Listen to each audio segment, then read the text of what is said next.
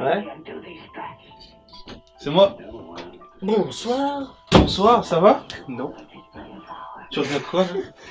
Je regarde l'exorciste. C'est pour ça que ça va pas bien. Si, ça va très bien. Il fait peur le film un peu. Ça dépend qui le regarde. Tu sais que j'ai jamais vu ce film. Hein? J'ai jamais vu. Répète. J'ai jamais vu l'exorciste. Tu viens chez moi. Ouais. Dans ma chambre. Tu m'invites? Tu t'assois sur ce clic-clac. Comme d'habitude, ouais. Tu te mets devant ma télé. Mhm. 4K. Et tu en as même pas vu l'exorciste. Et ouais, et pourquoi c'est bien à ce point-là? Il y a quoi de particulier ce film? Ce film, Ouais. sorti en 1978. J'étais pas né. Moi non plus, mais il a terrorisé la planète entière, ce film. Il développe son histoire et à la fin, tout part en couille. Et c'est là que t'as des chocottes. Ça fait partie de tes films d'horreur préférés? Oui et non, enfin ça ferait partie de ceux après mes films préférés. Et tu sais quoi? Je vais te faire mon top 10 de films d'horreur préférés pour te montrer. Ouais, je suis chaud, vas-y, je veux bien savoir. Oh putain oui.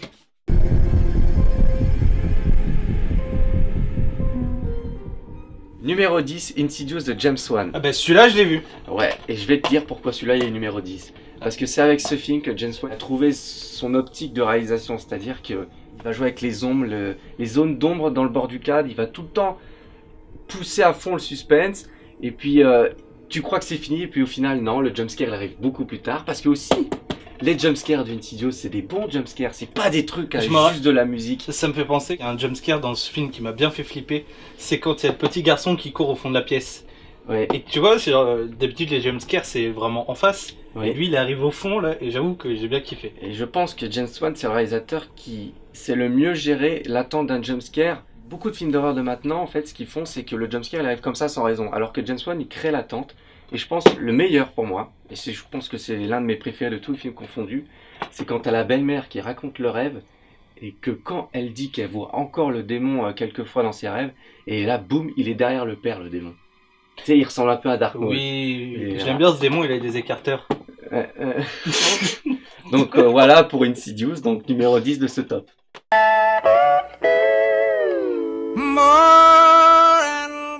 Numéro 9, c'est La colline à des yeux d'Alexandre Aja.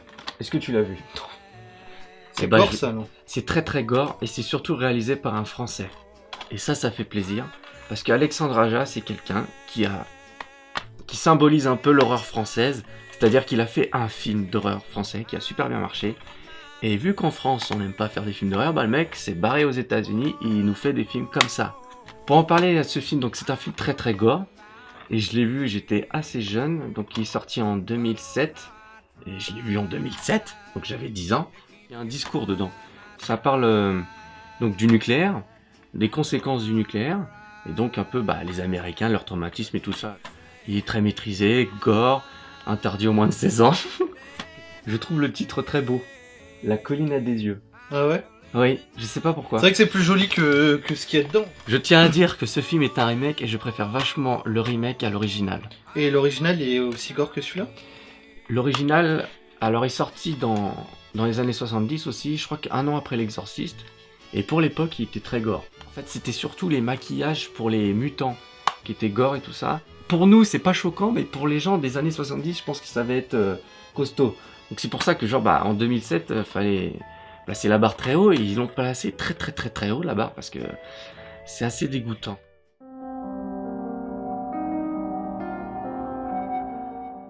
Et donc le numéro 8, c'est lequel? Le numéro 8, c'est The Strangers de Naum Jing. Encore un film que j'ai pas vu. Eh ben, je te le dis, ce film-là, pour moi, c'est l'exorciste de notre génération. Je vais t'expliquer pourquoi. C'est grâce à son scénario. Ah ouais? Le film dure 2h30. Et ces personnages, il prend le temps, il prend 1 heure pour développer ces personnages avec beaucoup de mystère. Et en fait, le film est découpé en 3 parties. Il y a 1 heure qui entretient un mystère. Il y a une deuxième heure qui, surprenamment, s'oriente un peu plus dans la comédie. Attention, avec du zombie, tout ça. Et par contre, la 3e partie du film, c'est là que tous les éléments se rassemblent et que ton cerveau, il fait « Oh putain, et que le personnage principal est face à un dilemme, et toi, t'es comme ça avec lui. Ce film, il te prend et il te... Je conseille à tout le monde le cinéma coréen parce que c'est vraiment... Ce cinéma-là, c'est vraiment une tuerie. C'est comme si les Américains, ils avaient tout de suite une envie de faire des bons films. Tu comprends ce que je veux dire? Non. En fait, c'est un cinéma asiatique très américanisé, mais avec une touche donc asiatique, mais avec une envie de dépasser le cinéma américain. Ok. Genre par exemple, je vous donne un autre exemple. Le dernier train pour Busan, c'est un film de zombies qui essaye de prendre le concept de World War Z, hein, le truc avec Brad Pitt. Et donc c'est... Il est marrant ce film. Oui, il est très marrant. C'est un film de zombies qui voulait faire donc du zombie à la blockbuster, c'est-à-dire très spectaculaire et tout ça. Et on va dire que le film était nul. Donc Dernier train pour Busan, c'est World War Z, en beaucoup mieux. Donc ce film-là, il reste dans la tête en plus. Et après le visionnage, on s'interroge, mais il y a des éléments qui restent encore un peu flous, donc on s'interroge beaucoup. Et c'est ça qui est bien, c'est à voir plusieurs fois déjà.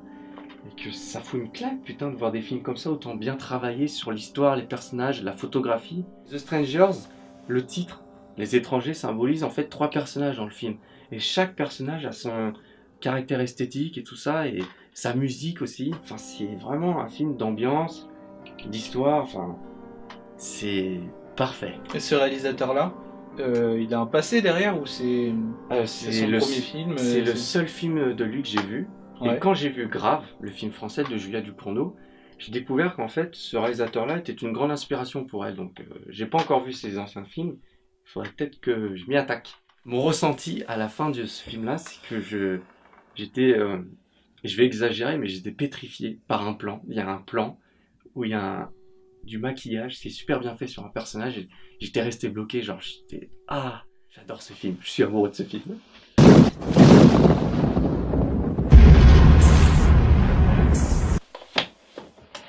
Qu'est-ce que tu prends là?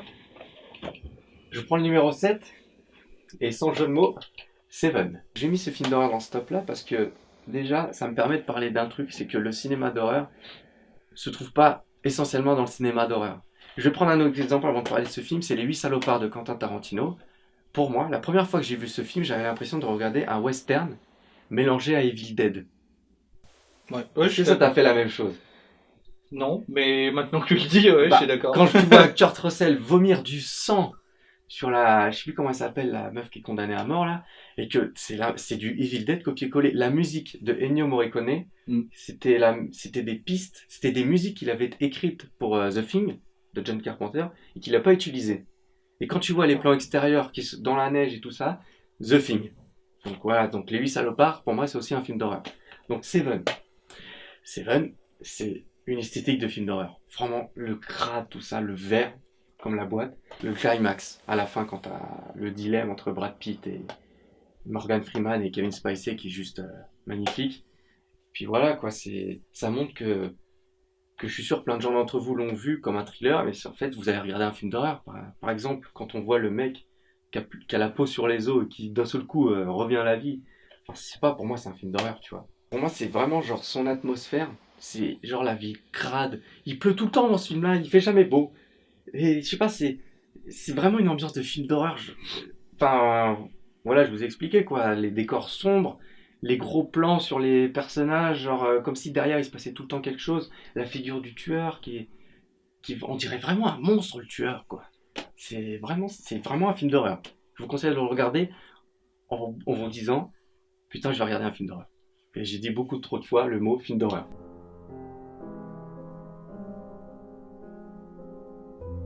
Numéro 6, et celui-là tu l'as vu parce que je le sais, Ouais. c'est le remake d'Evil Dead de 2013. Alors pourquoi le remake? Tout simplement parce que ce genre de film-là, c'est le genre de film que je rêve de faire moi-même. C'est beau, moi je trouve beau, parce que j'adore le rouge, et le rouge il y en a partout dans ce film, parce que c'est gore. La fin par exemple avec la pluie de sang, c'est rouge partout. Moi j'adore le sang. Moi, quand j'ai vu La Cabane, je voulais passer les vacances dedans, mais après, quand j'ai vu la fin du film, je me suis dit bon, c'est pas ouf. Ouais, j'ai pas envie de perdre mon bras. Donc déjà ce film, je trouve que il respecte l'idée de l'original. Je vais me faire incendier parce que là je vais dire quelque chose que j'ai jamais dit. Ça tombe bien, le feu c'est rouge, t'aimes bien le rouge. En fait, je préfère vachement beaucoup de remakes aux originaux parce qu'en fait c'est ma génération. Ce sont des filles qui me touchent plus. Donc Bah, tu je sais les pas as si- découverts au moment où ils sont sortis comparé aux aux anciens originaux, films, tu vois. Ouais, bah c'est exactement ça. En fait, c'est l'esthétique d'aujourd'hui, c'est tout ça. Je veux pas dire que les premiers Evil Dead ont mal vieilli, mais en fait, voilà, comme tu dis, je les ai pas découverts au bon moment, et celui-là, j'ai découvert quand il est sorti, je me suis pris une claque, quoi. Je l'ai regardé je sais pas combien de fois quand je l'ai eu, ce film. Evil Dead, ça a inspiré beaucoup de films d'horreur. Enfin, Oui. je trouve que l'esthétique, la cabane et tout, c'est vraiment c'est une base dans le film d'horreur. Et je vois même dans des clips, je sais pas, je crois que je t'ai déjà montré ce clip-là, mais il y a un clip du groupe Mushroom Head. Et ils sont inspirés, pareil, de Evil Dead. J'ai aucun souvenir. Et la réalisation aussi. Les mouvements de caméra dans ce film-là, fluides, des trucs comme ça. Comme Sam Raimi l'avait fait à l'époque, avec des mouvements de caméra complètement tarés, des trucs que tu dis waouh, elle vole la caméra. Eh oui, elle vole la caméra. Donc voilà, c'est vraiment un film. Ça, c'est des genres de films qui me touchent, qui me disent c'est ça que j'ai envie de faire. Même si c'est bizarre quand, mais en fait, je trouve ça beau. Même si c'est un film d'horreur comme ça, c'est dégueulasse. Il y a du sang partout. Les gens, ils se coupent les bras. Ils se coupent la langue avec un cutter. Mais moi, je sais pas, je sais pas. Je suis bizarre. c'est purement subjectif. Hein. C'est un top subjectif. C'est-à-dire que c'est mes goûts à moi. Évidemment. Heureusement, hein, parce que sinon. Donc, pour en revenir à Evil Dead, celui-là, j'ai envie de parler du réalisateur Fede Alvarez. Pour la petite histoire, c'est quand Sam Raimi, donc le réalisateur des premiers Evil Dead et de la trilogie Spider-Man, les meilleurs Spider-Man, il cherchait un réalisateur pour le remake d'Evil Dead. Ils sont tombés sur un de ses courts-métrages sur YouTube et ils l'ont directement choisi. Et puis ce mec-là, il a fait ce film-là. Et puis ensuite, il a fait Don't Breathe, qui est un autre film d'horreur, une tuerie, produit par Sam Raimi. Encore, je crois que Sam Raimi, il l'a gardé pour lui, je pense, ce mec-là. Et c'est l'histoire d'une meuf qui veut cambrioler la maison d'un aveugle. Sauf que, j'ai pas envie de spoiler le film, mais l'aveugle, en fait, c'est un mec complètement barjot et tout ça. Sauf qu'au final, les voleurs vont finir victimes du mec. Au lieu que ce soit le contraire. Tu vois? Et tu vois qu'un jour, on va nous appeler aussi pour nos courts-métrages qu'on a fait. Si Sam Raimi m'appelle, je m'appelle Rémi et tout, peut-être. Si Sam Raimi nous appelle, je fais une crise cardiaque. Ouais. Bah, Donc c'est pour dire, tu pourrais plus réaliser de film. Je pense que Fede Alvarez sera de la même manière un nouveau maître de l'horreur comme John Carpenter ou Wes Craven à leur époque.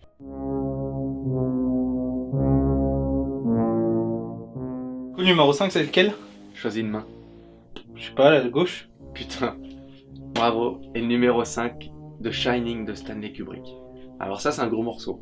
Tu l'as vu, bien sûr. Bah, oui, quand même. Alors, pour parler de ce film... Alors, par où commencer?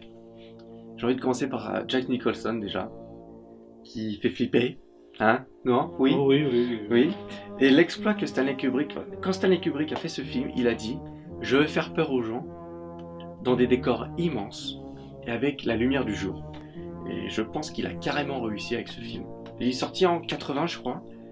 Et ma grand-mère a été le voir au cinéma. Et elle m'a dit qu'elle s'est chiée dessus. Vraiment? Oui, je pense que on l'a vu, on a eu la chance de le voir au cinéma tous les deux. Et ouais. Franchement, au cinéma, ce film est quand même. Bah, disons qu'il était 6h du mat et que je suis resté quand même éveillé, quoi. Voilà. Donc ça veut dire quelque chose. Je sais pas, il y a le mystère aussi. Le charme de Shining aussi, c'est tout son mystère. Parce que Stanley Kubrick n'a pas expliqué toute l'histoire de l'hôtel. Moi, j'ai mon interprétation qui est toute conne. Pour moi, en fait, c'est juste que l'hôtel, c'est le pire endroit du monde. C'est genre, c'est construit sur un ancien cimetière indien. Dans le film, je crois que c'est dit. Et que, en fait, c'est aussi le repère du diable pour moi. Et que Jack Nicholson, en fait, c'est quelqu'un qui est maudit à vie. Et qui est coincé dans une boucle où il est condamné à tuer sa famille et tout ça. Sauf que là, Shining, ça arrive dans une histoire où la boucle est brisée par Danny, le fils. Avec le Shining, qui réussit à briser cette boucle. Pour moi, parce que Jack Nicholson n'arrive pas à tuer sa famille, spoiler. Il me semble que Stephen King, l'auteur du livre, il déteste ce film. Oui, et je vais t'expliquer pourquoi. Ouais. Tiens-moi ça. Je te tiens ça. Je vais incarner Stanley Kubrick pendant quelques secondes. Alors tu vois, Stanley Kubrick, il a pris le livre de Stephen King, pardon. Il était avec une scénariste. Ouais. Et ce qui s'est passé, c'est que tous les deux, ils ont pris le livre, ils ont fait des annotations partout, et ils ont tout modifié. Franchement, en fait, Stephen King déteste ce film parce que dans ce film, il ne reconnaît pas du tout son livre. Par exemple, la femme de Jack, elle est brune. Ouais. Elle est pas... En fait, dans le livre, c'était une bimbo, quoi, en fait. Et dans le film, c'est pas le cas. C'est une femme, on peut dire qu'elle est un peu terrorisée par son mari. Et c'était explicite dans le livre, tout ça, que Jack était alcoolique, tout ça, qu'il frappait sa femme, tout ça. Mais dans le film, c'est suggéré... Enfin, Stephen King ne reconnaît pas son livre. Et c'est pour ça qu'ensuite, Stephen King a réalisé un téléfilm, Shining, de 4 épisodes, je crois.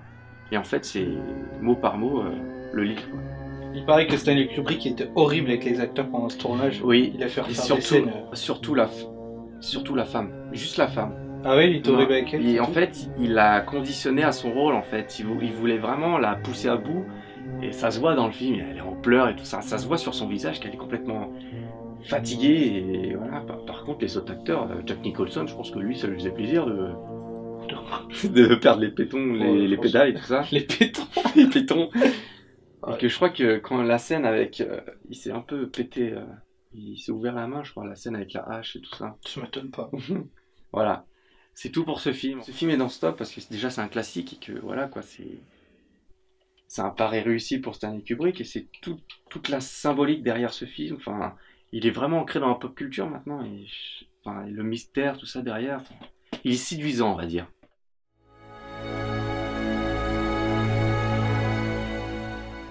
Devine, c'est quoi le numéro 4? Comme ça, là. Ouais. Je sais pas. Petite descente. C'est un génie et c'est bien Je ce suis dessin. trop fort. Je suis trop fort. Tu l'as vu? Oui. Tu l'as vu quand? C'était C'était pas chez moi d'ailleurs. Si, c'était chez toi. Ah, bah, On voilà. avait fait une soirée là. Ah mais on avait fait une soirée et je pense que la soirée, t'as pas dû avoir l'impact du film que quand moi je l'ai vu tout seul. Mais par je l'avais contre. déjà vu, il me semble. Mais j'étais plus petit et j'ai peut-être pas forcément tout analysé. Donc ce film il est sorti en 2008, je l'ai vu en 2008, comme un sadomaso. Donc en 2008 j'avais quel âge? J'avais 11 ans. C'est pour ça que t'es un peu fou. Et oui, et donc ce film c'est le film qui m'a le plus fait peur. Déjà cette phrase, je la trouve trop classe. Il y a des films d'horreur et des films qui font peur. C'est vrai. C'est ce film, en une phrase, ça décrit ce film. C'est, je veux plus aller dans une grotte. je peux plus aller dans une grotte. C'est quoi? C'est de la comment ça s'appelle? Spéléologie. Ouais, bah, je te vois, j'en ferai jamais. Non mais Ça donne pas envie. En fait, ce film, en fait, le décor est oppressant et ça fait flipper quoi. C'est l'ambiance sonore de ce film dans la grotte, les gouttes d'eau qui tombent, tous les plans où tu vois au loin, il y a un filet de bave qui tombe et qui se confond avec les gouttes d'eau. Et puis, il y a un mouvement de caméra qui me restera à jamais dans ma tête. Il y a des personnages qui arrivent dans un sens, tu vois, le tunnel, il fait ça. Et la caméra, elle est posée entre les deux. Et donc, tu vois, il y a 3 personnages. Ouais. T'as la première qui regarde s'il y a quelque chose, il n'y a rien. Donc, la caméra fait... Donc, elle revient sur la meuf et c'est bon, on peut y aller.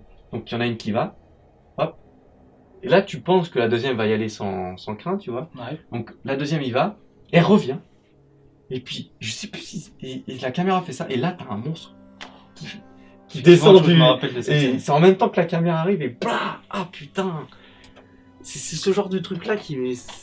Tu sais qu'il va arriver, comme James Wan, tu sais qu'il va arriver quelque chose, mais tu sais pas quand exactement. C'est super bien géré. Et puis, on va dire que le développement des personnages, c'est pas un film d'horreur qui envoie des personnages comme ça se faire buter.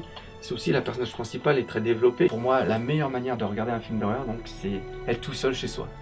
Même au cinéma. Au cinéma, il y a des gens autour de nous, on est en sécurité. Quand tu te retrouves tout seul face à ce genre de film, je préfère regarder un film d'horreur chez moi, tout seul, que plutôt au cinéma.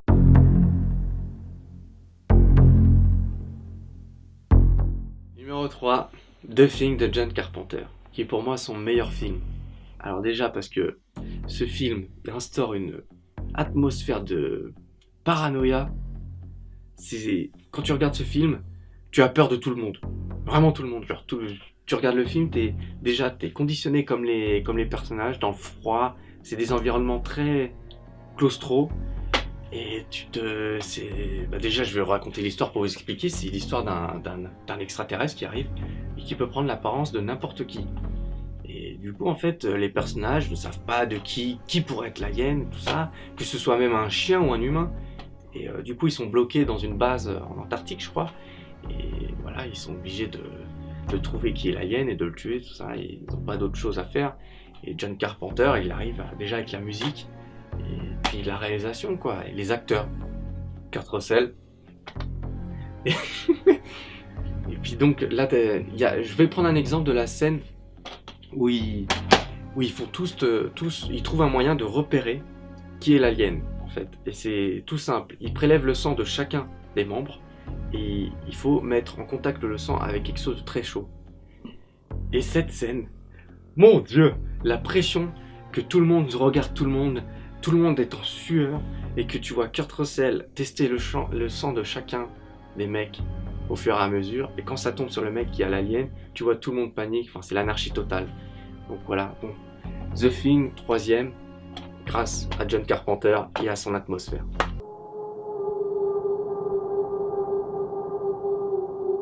Donc il est temps de passer au numéro 2. Et celui-là, c'est le premier film d'horreur que j'ai vu. Creep de Christopher Smith. Qu'est-ce qu'il trouve? Je sais pas, t'as dit qu'on pouvait avoir peur de tout le monde dans The Thing. Moi, je pensais que j'ai passé à un autre film là. Ok, voilà, donc écoute. Donc le premier film d'horreur que j'ai vu, c'est celui-là. Et je l'ai vu, je devais avoir 6 ans. Et il m'a complètement traumatisé. Parce qu'il est interdit au moins. Bah du coup, il est interdit en moins de 16 ans. Et je l'ai vu à 6 ans. Est-ce que tu l'as vu toi? Oui, je l'ai vu. Donc ce film-là raconte l'histoire. Mettez-vous en perspective que j'ai vu ce film à 6 ans. Il raconte l'histoire d'une dame, Franca Potente, qui rentre chez elle après une soirée. Et elle est suivie par un mec, un pote à elle qui était à la soirée. Et ils prennent le métro. Et sauf que je crois qu'au final, le mec la lâche et qu'elle s'endort à un arrêt. Et quand elle se réveille, en fait, le métro est fermé. Donc elle se retrouve toute seule dans le métro. Et elle rencontre des sans-abri, je crois, tout ça. Et au final, ils se rendent compte qu'il y a quelqu'un ou quelque chose qui attrape les gens pour les tuer. T'as dû flipper la première fois que t'as pris le métro. Alors, oui. Et pour la petite histoire, j'ai vu ce film, du coup, en fait, c'est mon père qui l'avait loué au vidéoclub. Il regardait ça dans le salon. Et moi, j'étais devant la télé. Soi-disant, il m'avait pas vu. Parce que je doute fortement. Et j'étais vraiment assis devant la télé. Et j'ai vu des choses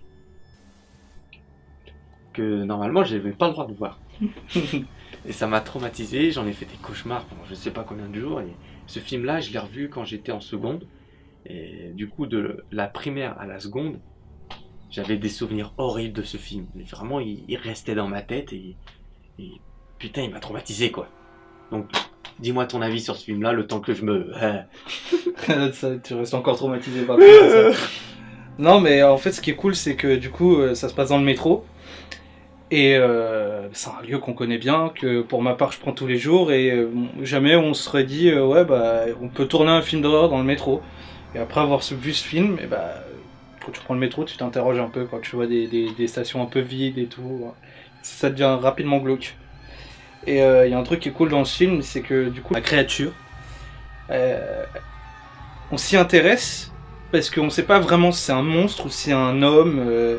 C'est un mec qui fait des expériences un peu cheloues et au final, même si c'est le méchant du film et que normalement c'est celui que tu veux voir crever, et là t'as envie de t'intéresser en te disant pourquoi il en est venu là, pourquoi il fait ça, pourquoi il fait des expériences comme ça. Et je trouve que c'est intéressant de développer un méchant dans ce sens-là. Et je crois même qu'à la fin, quand elle arrive enfin à venir à bout du tueur, t'as une musique un peu triste quand tu vois le tueur mourir. Je m'en souviens, oui, qu'il y a une musique un peu... Et elle le regarde un peu avec des... Enfin, c'est un mélange de tristesse et Enfin, je sais pas, c'est tristesse ou déni, je sais pas ce qui est... on sentait qu'elle aussi, elle était un peu intriguée par lui. Et donc, oui, on connaît pas trop son passé, on a quelques indices, mais on sait pas tout. Il y a une histoire de médecin, tout ça, sans trop en dire trop. Et ce film aussi, il montre que le cinéma d'horreur arrive à, comme tu dis, à transformer des lieux publics qu'on emprunte tous les jours en véritable cauchemar. Ça marche aussi pour les écoles, genre comme Carrie, les hôpitaux, les maisons, tous les films de maisons hantées et tout ça. Donc c'est bien, genre, ça montre vraiment que genre, le cinéma d'horreur, il peut s'implanter dans le réel en fait et transformer vraiment notre quotidien en cauchemar, quoi. Et ce film, il l'a fait avec moi.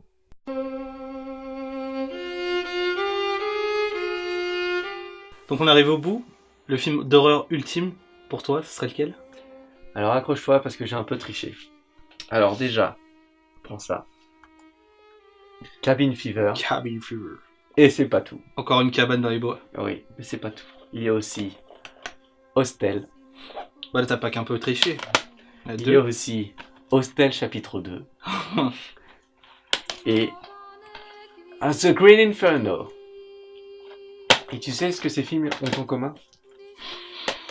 Le réalisateur? Ouais. Et c'est Eli Roth. Ou à l'anglaise, Eli Roth. Donc en fait, Eli Roth, c'est mon réalisateur préféré. Qui a commencé par les films d'horreur.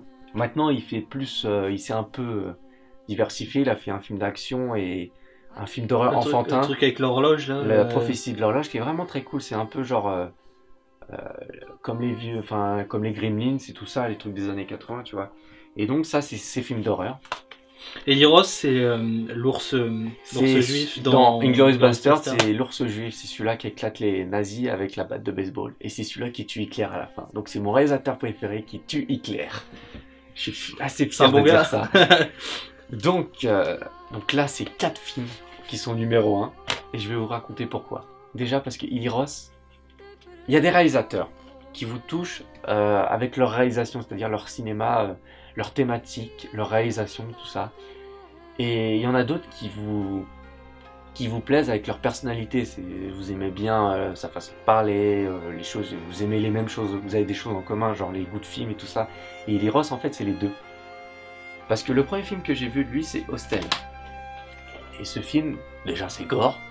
C'était on appelle ça un torture porn, comme les Sceaux. Ok. Et ce qui m'avait... Et même à l'époque, je crois que je l'ai vu, j'étais en primaire encore. Oui, j'étais en primaire. J'étais vraiment un sadomaso en primaire.